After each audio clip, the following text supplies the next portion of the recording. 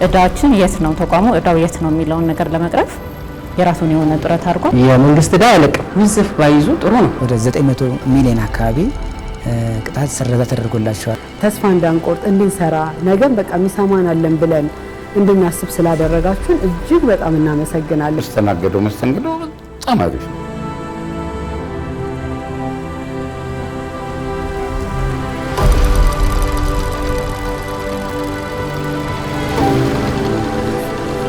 ግብር ዜጎችና ድርጅቶች ሕግን መሰረት ባደረገ የሚከፍሉት ገንዘብ ነው።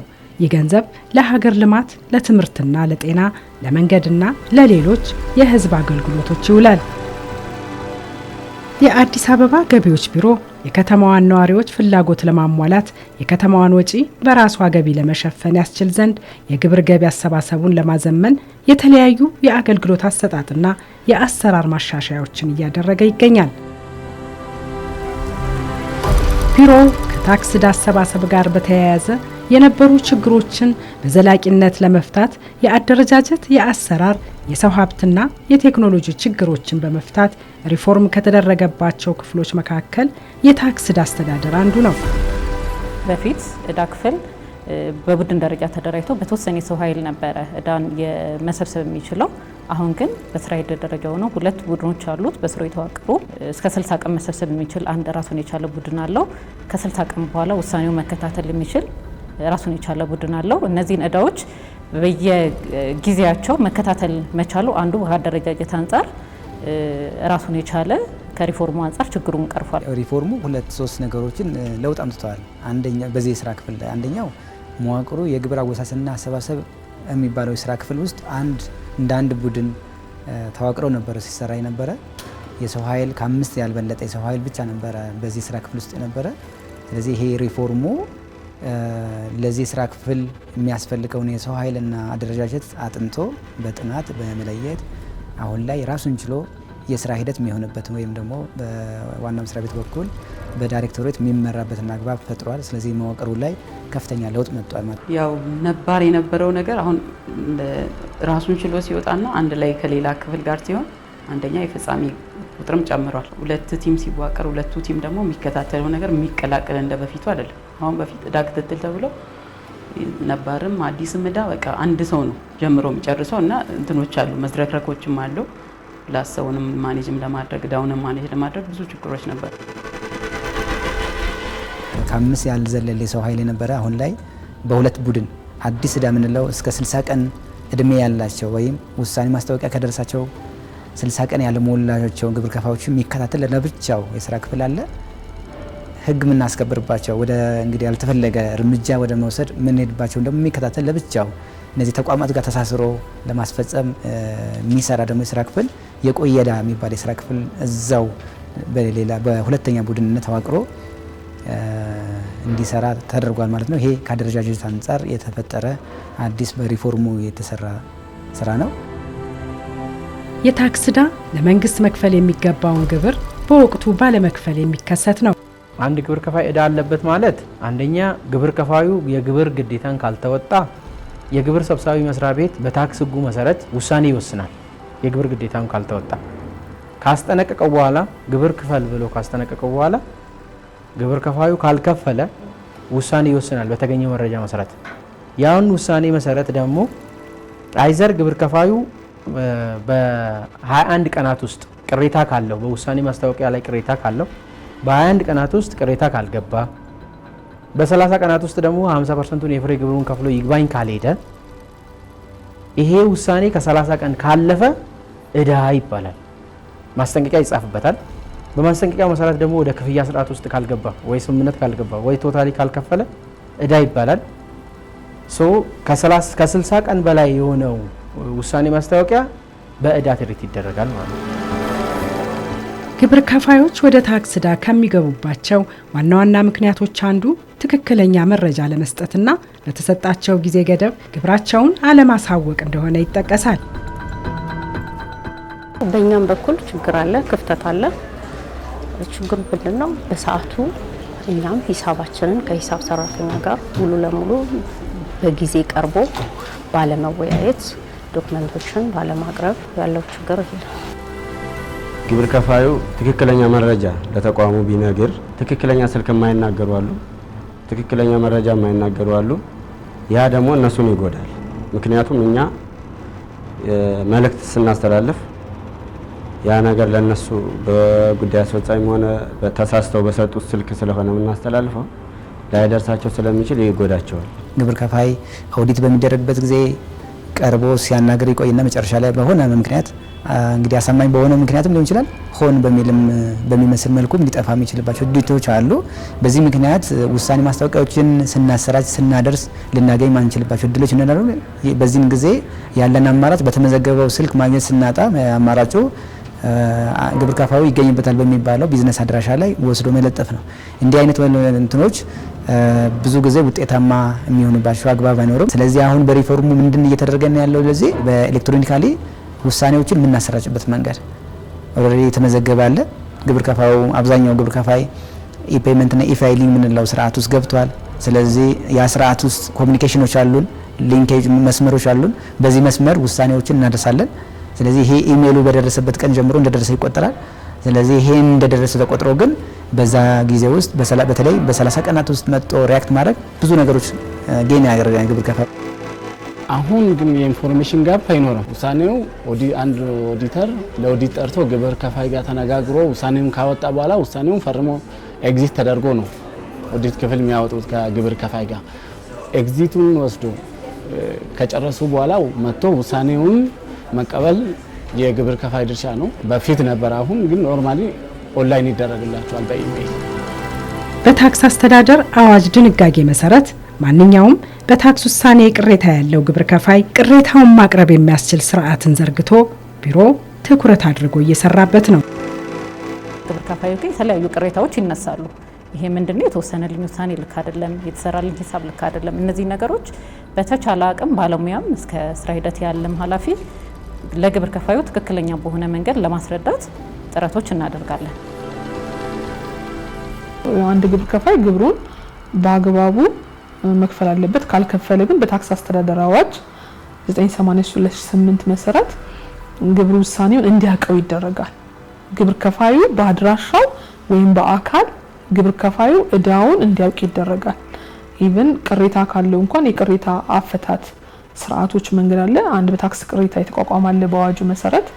በዛ መሰረት ቅሬታውን ያቀርባል። ቅሬታውን አቅርቦ ከቅሬታ ምላሽ በኋላ ኢቭን ጥያቄ ቢኖረው በአንዴ መክፈል እንኳን ባይችል አገልግሎቱ ለግብር ከፋዩ ምቹ እንዲሆን ስምምነት ይባላል። ስምምነት እንዲገባ ይደረጋል።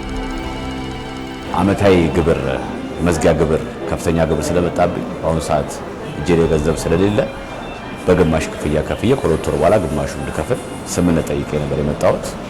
ስምምነቱንም ኃላፊዋ ጋር ገብቼ በትክክል አስተናግዳኛለች። የ3 ዓመት ኦዲት ተደረገና ከፍተኛ ግብር ነው የተጠየቅነው። የጊዜ ስምምነት እንዲሰጡን ጠየቅን እዛው ላይ ቅርንጫፍ ቂርቆስ ቅርንጫፍ ላይ እና እንግዲህ የሰጡን ይበቃናል ብለን ነው በእኛ በጠየቅነው መሰረት ነው የሰጡት።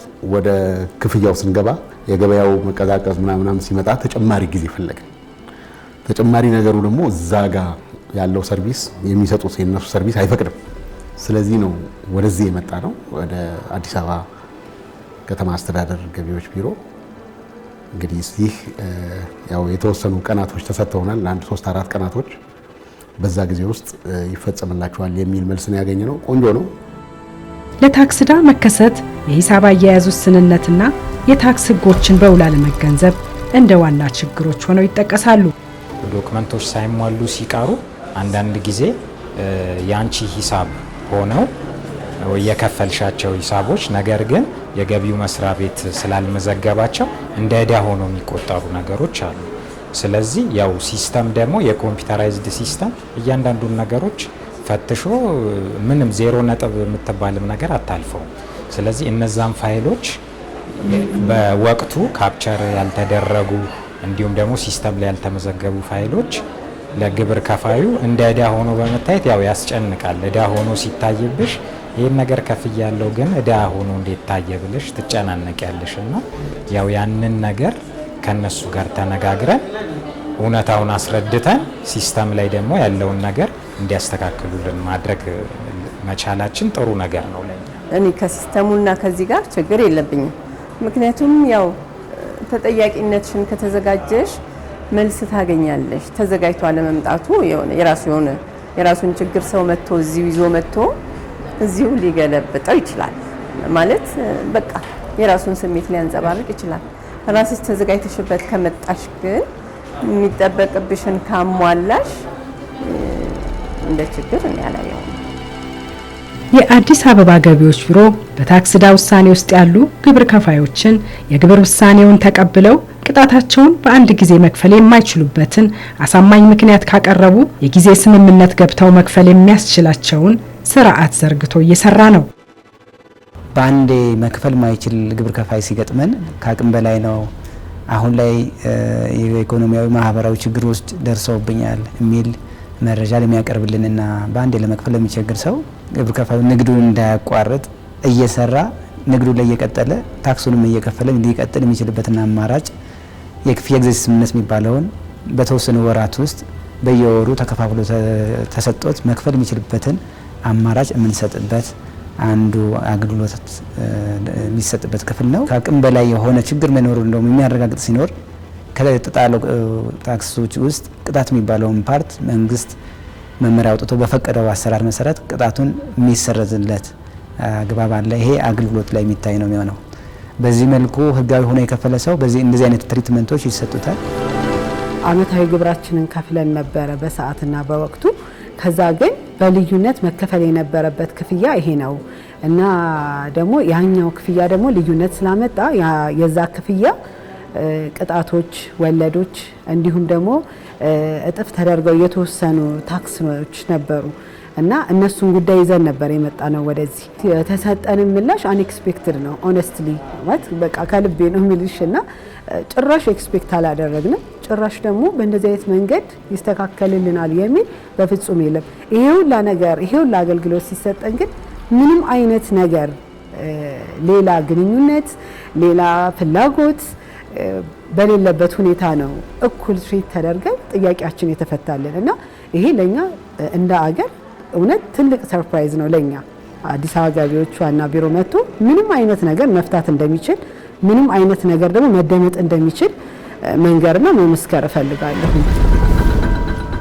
ግብር ከፋዮች በተለያየ ጊዜ በቅጣት አነሳስ መመሪያ መሰረት ቅጣቶች ሊነሱለት ይችላሉ። አንደኛ ያው አንድ የሚከፍል ከሆነ ግብር ከፋዩ እንደ ውሳኔው መጠን ከ80 እስከ 90% በአንድ ቅጣት ሊነሳለት ይችላል። ነገር ግን ያው እንደ ቆይታው ጊዜ ቅርንጫፉ የቅጣት አነሳስ መመሪያ መሰረት አድርጎ የተለያዩ የቅጣት መጠኖችን ጥሎ የሚነሳውን አንስቶ መክፈል ያለበትን ለግብር ከፋዩ ሊያሳውቅ ይችላል። ነገር ግን ከዚህ በላይ ሆኖ ግብር ከፋዮች በአንዴ መክፈል የማይችሉት ወይም ደግሞ ቅጣቱ 100% እንዲነሳላቸው የተለያየ አሳማኝ ምክንያት የሚያቀርቡልን ግብር ከፋዮች ይኖራሉ። እንደዚህ በሚሆን ሰዓት ቅርንጫፉ በራሱ አቅም ማንሳት የሚችላቸውን ቅጣቶች ያነሳል። ከዛ ውጭ ያሉትን ግን ለዋና መስሪያ ቤት የውሳኔ ሀሳብ አቅርቦ የተለያዩ ማስረጃዎችን መሰረት አድርጎ ወደ ዋና መስሪያ ቤት የቅጣት ይነሳልኝ ጥያቄ ለግብር ከፋዩ የመነሻ መረጃ ሆኖ ለዋና መስሪያ ቤት እንዲላክ ይደረጋል። በዚህ ምክንያት በተለያየ ጊዜ ቅጣት ተነስቶላቸው ችግራቸው የተቀረፉላቸው ግብር ከፋዮች አሉ። በወቅቱ በሂሳብ ሰራተኛ ምክንያት ነው ኃይሌ ሙሉ በሙሉ ተበላሽቶ ነበረ። እኛም በሰዓቱ ስርዓት አልተከታተልነው። ያንን ግን ከግንዛቤ አቅርቦ እኔ እንደ ባለቤትነት መጥቼ ያለውን ችግር ይሄ ነው የሚሰራውም ኮንስትራክሽን ላይ የመንግስት ፕሮጀክቶችን ነው ያ ስለሆነ ይህንን ከግምት አስገቡልኝ ብዬ ተናግሬያለሁ። 3 ዓመት ኦዲት በጣም ብዙ እዳ መጥቶብኛል፣ በጣም ብዙ ብር። ያንን ደግሞ ችግሬን ተረድቶ ያለውን የስራ ሁኔታ ስራውን ባለሁበት ሁኔታ ትንሽ ቀዝቀዝ ያለ ነው። ያንን ተረድቶኝ ችግሬን አቅርቤ ሄዶስ ይሄንን ደግሞ ከግንዛቤ አስገብቶ ሙሉ ቅጣትን አንስቶልኛል። ዲኮር ስራ ነበር የመጣብን መዝጊያ ነው ለማቆም ስለሆነ ወደ 330 ሺህ ብር የመጣብን አሁን በአቅማችን እጃችን ላይ ስለሌለ ግማሹ 165 ሺህ ብሩን አሁን አስገብቼ ባንክ በሁለት ወር ውስጥ ደግሞ ቀሪው 165 ሺህ ብር እንድከፍል ስምምነት ጠይቄ ነበር የመጣሁት። ስምምነቱንም አግኝቻለሁ።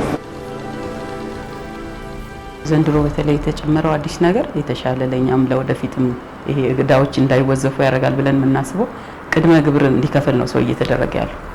አንደኛ ግብር በሚያሳውቅበት ጊዜ የተወዘፈው የአመት እዳ አይደለም የሚጠየቀው፣ ግብር አይደለም የሚጠየቀው።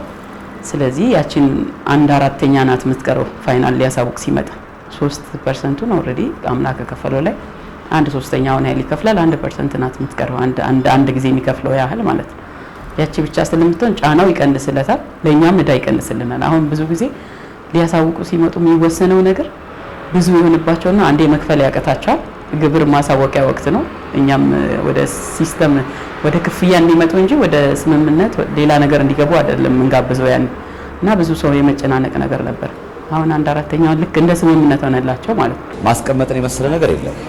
ሰርተሽ ብሩ ማስቀመጥ የመሰለ ነገር ነው። ግን አንዳንድ አጋጣሚዎች ይፈጠራሉ። መንግስትን በ2 በ3 ክፍያ እንድከፍል ስምምነት ጠይቀሽ የመክፈሉ አካሄድ ስላለው በዛ አግባብ ትከፍያለሽ። ግብር አንዴ ተወዝፎ ሲመጣ ለግብር ከፋይም በጣም ጫና ነው። አመት ሙሉ ሰርቷል፣ ኦልሬዲ በልቶ ጨርሶታል። ያን ብር ግብር ሲጠይቅ ቶታሊ አዲስ ነገር ነው የሚሆንበት። የሰራውና የትርፉ ግብር አይደለም የሚመስለው፣ እዳ ብንጠይቂው ነው የሚመስለው። ያ ነገር ለግብር ከፋዩ በጣም ጫና ነበር። አሁን ከስር እየሰራ እየከፈለ ነው እየሄደ ያለው። ያ ለግብር ከፋዩ በጣም ጥሩ አጋጣሚ ነው። ይለምደዋል። አሁን ስላለመደ ኮምፕሌን የሚያደርግም ሰው ይኖራል። ግን ከዚህ በኋላ በጣም የተሻለ እየሆነ ነው የሚሄደው። የቅጣት አነሳስ የሚባል መመሪያ ስርዓት ስላለ፣ ስለዚህ በዚህ በቅጣት ስርዓቱ ተገቢው መረጃ ላቀረበን ግብር ከፋይ፣ ሪል ተቸግሮ መረጃ ማቅረብ ለቻለ ግብር ከፋይ፣ የተለያዩ አደጋዎች ለደረሱባቸው ግብር ከፋይ፣ ለምሳሌ በእሳት አደጋ የወደመባቸው ግብር ከፋዮች፣ እንደዚሁ ከነሱ ቁጥጥር ውጪ በሆነ አግባብ ሀብት ንብረታቸው ላይ ኪሳራ የደረሱባቸው፣ ቢዝነሳቸው ላይ ኪሳራ የደረሱባቸው ግብር ከፋዮች፣ አንዳንድ ጊዜ ደግሞ በኮሪደር ልማት ብለን ቦታውን በመንግስት ተፈልጎ ከዛ ቦታ ሲፈናቀል የሚደርስበት ኪሳራን ታሳቢ ያደረገ እነዚህ ሁኔታዎችና ሌሎች ሕክምና ጋም ሲሪየስ የሆነ ሕክምና ላይ የሚገኝ ግብር ከፋይ ለሚታከምበት ወጪን መንግስት አብሮ ደግሞ መሻማ ስለሌለበት ይሄንን ትሪት ማድረግ ስላለበት እነዚህ ነገሮችን ታሳቢ ተደርጎ ቅጣቶች እየተነሱ ነው ያለው። ኦልሞስት ወደ 900 ሚሊዮን አካባቢ ቅጣት ሰረዛ ተደርጎላቸዋል። እነዚህ እና በቂ መረጃ ለማቅረብ የቻሉ ግብር ከፋዮች ማለት ነው። 3200 ግብር ከፋይ አካባቢ እንደዚህ በአንዴ መክፈል ስለማንችል የተወሰነ ጊዜ ይሰጠን። አንዳንድ ጊዜ በአንዴ ብናስከፍላቸው ሊከፍሉ የሚችሉ ነገር ግን ደግሞ ቢዝነሳቸው ተርሚኔት ሊቆም የሚችልና ከዚህ በኋላ ደግሞ ግብር ከፋይ ሆነው ሊቀጥሉ የማይችሉ ግብር ከፋዮች ይገጥሙናል። ስለዚህ እነዚህ ሰዎች ገንዘቡን እየሰሩበትም እኛም በተወሰነ መልኩ ተርተናቸው የተወሰነ ማገዝ ስላለብን ከሚኒማም ከ3 ወር እስከ 24 ወራት ጊዜ ድረስ ወይም እስከ 2 ዓመት ድረስ ጊዜ በየወሩ ሊከፍሉ የሚችሉበት ስርዓት በክፍያ ጊዜ ስምምነት በመስጠት እንዲቆዩ ማድረግ ተችሏል ማለት ነው። አንድ ግብር ከፋይ ወደ ስራ ክፍላችን ሲመጣ ውሳኔውን ይዞ ይመጣል። ከዛ ጀምሮ ምንድነው ግብር ከፋዩ የሚጠበቅበትን ግብር ምን ያህል ነው የሚከፍለው ከሚለው ጀምሮ የማስረዳት አንዱ የስራ ክፍል የሚጠበቅብን ነገር ነው። ይሄንን ለግብር ከፋይ እናስረዳለን። ሌላው ደግሞ ምንድነው ግብር ከፋይ አሁን ላይ በቅርብ በአሰራር ደረጃ የወረደልን ምንድነው ውሳኔ ቀድሞ በኢሜል አድራሻ በስልኩ በመረጃ እንዲደርሰው ተቋሙ የራሱን የሆነ ጥረት እያደረገ ነው። ይሄ ማለት ምንድነው ቀድሞ ግብር ከፋይ ውሳኔ አልደረሰኝም፣ ይሄን እዳይን አላቅም፣ እዳ አለብህ እያላችሁ ነው የሚለውን ጥያቄዎች መቀነስ ችሏል። አንዳንድ ክሊራንስ ላይ ለውጦች አሉ። ከዚህ በፊት የነበረው ዝም ብሎ ዝርክርክነት አሁን ተስተካክሎ ምናልባት ያ የመስሪያ ቤቱ ያለው ከበፊቱ ያለው ጥንካሬ የሚያሳይ ነው። ትገቢያለሽ፣ በወረፋሽ ትስተናገጃለሽ። እመጣለሁ እንደ ሰው እመጣለሁ። የምስተናገደው መስተንግዶ በጣም አሪፍ ነው። በጣም ችግርሽን ተረድተው ማመናጨቅ የለም። ኢቭን እኔ ስተተኛ ብሆን ይሄ እኮ ይሄ ነው፣ ይሄ እኮ ይሄ ነው፣ ይሄ እኮ ይሄ ነው ብለው ያስረዱሻል እንጂ ስተት ያንተ ስተት ነው ሂድ ምናምን የሚባል ነገር የለም። እውነት ለመናገር በዚህ 1 ዓመትና 2 ዓመት ውስጥ የሰማይና የምድር ያክል ልዩነት ነው ያለው። አሰራሩ ዘመናዊነት እና ደግሞ እያንዳንዱ ቁጥጥሩ እያንዳንዱ የሚደረገው በቴክኖሎጂ በታገዘ አሰራር ዓለም አሁን እየተከተለው ካለው የአገልግሎት አሰጣጥ ስታንዳርድ ጋር እኩል ለመሄድ እየተደረገ ያለው ጥረት በጣም የሚደነቅ ነው። ይህን የስራ ክፍል አሁንም መዋቅሩን እና የሰው ኃይሉን ብቻ ማሟላት በቂ ስላልሆነ ተጨማሪ በቴክኖሎጂ ሊደገፍበት የሚችልበት ይህንን እዳ የሚያስተዳድርበትን በሲስተም የሚታገዝበትን አማራጭ በዚሁ በተቋሙ ባሉት ባለሙያዎች አስለምቶ የታክስ እዳ አስተዳደር ሲስተም እንለዋለን ወይም ደግሞ ዲቲኤምኤስ እንለዋለን። ስለዚህ በዚህ ሲስተም እዳን ሙሉ በሙሉ አጥርቶ መመዝግቦ የመያዝ ሁኔታ ተፈጥሯል። ስለዚህ ማናቸውም ስራዎች አሁን ላይ በኤክሴል እና በማኑዋል የነበረ አሰራር ቀርቶ በሲስተም ተመዝግቦ በሲስተም የሚተዳደርበት ስርዓት ተፈጥሯል። የነሱ ሚቲንግ ላይ አደርዋይስ ደግሞ ነጋዴ ጋብዘው የሚሄዱን አጋጣሚ አላገኘም፣ ሄጄ አላቅም። ሳይጠሩን ቀርተው ሳይሆን እንጠራለን፣ ግን ያው ምንም አዲስ ነገር የለም አይለም እንሄዳለን፣ ስራ ብንሰራ ነው የሚሻለን ብለን የምንቀርበት አጋጣሚ አለ። ግን አሁን እሱም ትክክል እንዳልሆነ የተረዳሁበት፣ ሀሳብን መስጠት ሀሳብ ተቀባይነት እንዳለው ያየሁበት፣ በመልክ በማንነት ምንም ሳትለይ የምትስተናገጅበት ቦታ እንዳለ ከታች ቅርንጫፍ ላይ እንዳለውላ የበላይ ደግሞ ብዙ ማድረግ የሚችለው ነገር እንዳለ አይቻለሁኝ። እዳን በመረጃ በማስደገፍ ዳታ ትራኪንግ ማኔጅመንት ሲስተም የሚለው የእዳ መመዝገቢያ ሲስተም በመፍጠር እዳዎች መመዝገብ መቻሉ አንዱ እዳችን የት ነው ተቋሙ እዳው የት ነው የሚለውን ነገር ለመቅረፍ የራሱን የሆነ ጥረት አድርጓል። አሁን ለሌላ ጊዜ 50 60 70 80 ኦር ያን ሚሊዮን ይዞብን የሚጠፋ ግብር ከፋይ አይፈጠርም ማለት ነው ከዚህ በኋላ። ምክንያቱም ሶስተኛ ወር ላይ መጥቶ ያላሳወቀው እኛ ክትትል እናደርገዋለን። ምክንያቱም የሶስት ወሩን ትራንዛክሽኑን መጥቶ የሚያሳውቀው ቢያተርፍ ባያተርፍ ብዙ ችግር ነው የተቀረፉት። ለምሳሌ አሁን ግብር ከፋይ ያለበትን እዳ ወደ መንግስት ቋት ለማስገባት ከባንክ ጋር ትስስር አድርገናል፣ በኦንላይን በሲስተም ማለት ነው። ከመንገዶች ጋር መንገዶች ትራንስፖርት ጋር ትስስር አድርገናል፣ መሬት ልማት ጋር ትስስር አድርገናል። ይሄ በራሱ ትልቅ ለውጥ ነው። ክፍሉ ውጤታማነት የሚታየው በርካታ እዳዎች ያልተሰበሰቡ አሉ። ነገር ግን ግብር ከፋይ በአድራሻው እንኳን ሳይኖር ሲቀር ለኛ ለተቋማችን የማሳወቅ ትሬንድ የለውም። ያው ግንዛቤው አንድ ግብር ከፋይ ንግዱ ፍቃዱን ካቋረጠ ወይ ሊዘጋ ካለ በ30 ቀን መጥቶ ለግብር አስገቢ መስሪያ ቤት ለዘጋ ነው ብሎ የሚፈልግበትን ግብር ከፍሎ ክሊራንስ መውሰድ አለበት። ግን ምንድነው ግብር ከፋይ ንግድ ፍቃድ ይከፍታል። በዛ ቤት ቁጥር ሚስተር ኤክስ ገብቶ ሚስተር ዋይ ሲወጣ ያለውን እዳ አጠናቆ ክሊራንስ ሳይወስድ ሌላ ሰው ነው የሚተካው። ይህንን ግን ከንግድና ኢንዱስትሪ ጋር ተቋማት ጋር በጋራ በመስራት ግብር ከፋዩ በፊት የነበረው ግብር ከፋይ እዳውን ጠቅልሎ ካልወጣ ክሊራንስ የገቢዎችን ካልያዘ ሌላ ሰው የማይከራይበት መንገድ ነው። ይህንን በጋራ ተቀናጅተን ከንግድና ኢንዱስትሪ የምንሰራበት ነው። ውጤታማም እየሆነ ነው።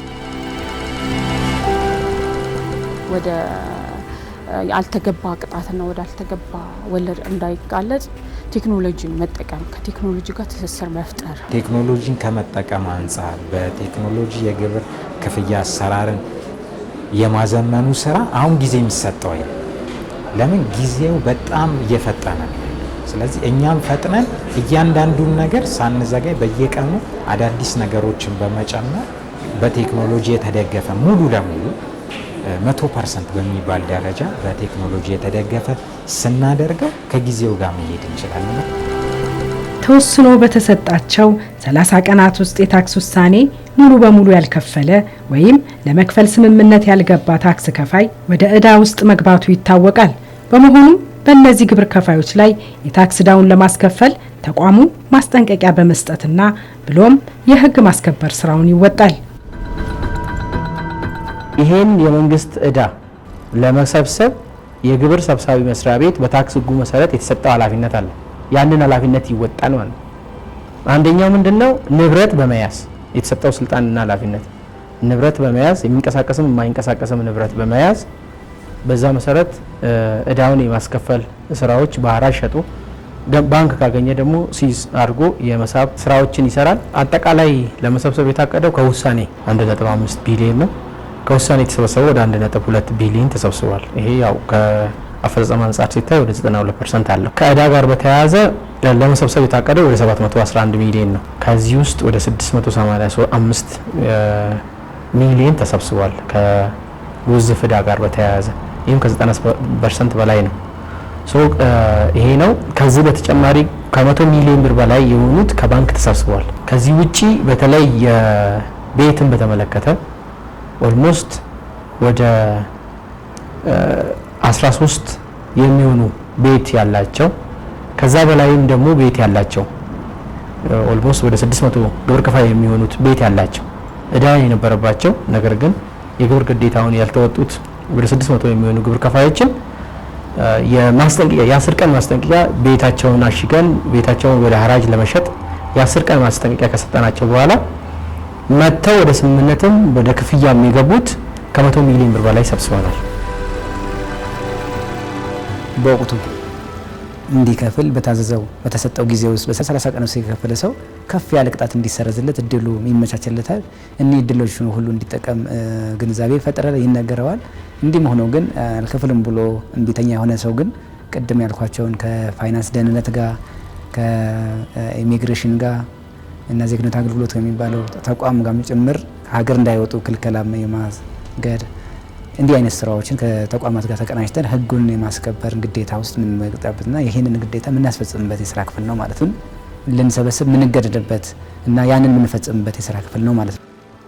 ቢሮው በበጀት ዓመቱ የገቢ ግብር ለመሰብሰብና እቅዱን ለማሳካት በዋናነት ግብር ከፋዩ ግብሩን በታማኝነትና በፈቃደኝነት በመክፈል የህግ ተገዥነት ደረጃውን በማሳደግ ለህግ አሰራሮች፣ ደንቦች፣ መመሪያዎች ተገዥ በመሆንና እነሱን አክብሮ በመስራት በዚህ ሂደት ውስጥ የሚያጋጥሙ ችግሮች ካሉ በመነጋገር አጠቃላይ ሂደቱ ላይ ጥያቄዎችን በማንሳት ከግብር ከፋዩና ከግብር ሰብሳቢው ተቋም የሚጠበቅ ነው።